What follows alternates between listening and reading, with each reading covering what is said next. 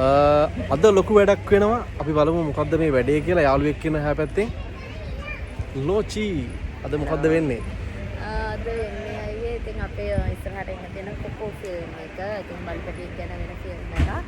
ඉතින් ඒක අද අපේ පොඩි ඉන්ට්‍රොඩක්ෂන් එකක් ගියා. ඉතින් ගොඩක් කට්ටිය ආවම අද තමයි පළවෙනි හමු විදිහට ඉතින් අපිට කියන්න තියෙන්නේ.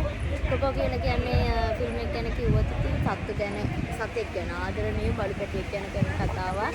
ඉතින් මෙහෙම අදෙන්න මෙන්න මේ අපේ එකේ තව සමාජිකයෝ දෙන්නෙක් ආවොත් මුදලිගේ අයියා තමයි ඩිරෙක්ට් කරන්නේ. මේ අපේ අනිත් පාත් එක මේ රංගිත් අපේ තව එක්කෙනෙක් ඉන්නවා මගේ අලුත් ඇසිස්ටන්ට් මේ.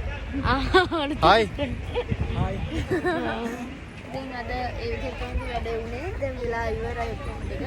ඒක කොකෝ ෆිල්ම් එක බලන්න කියලා ඔයාලට ආදරෙන් ආරාධනා කරනවා. තාම නෑ ආයි ෆිල්ම් එක ළඟදිම එනවා.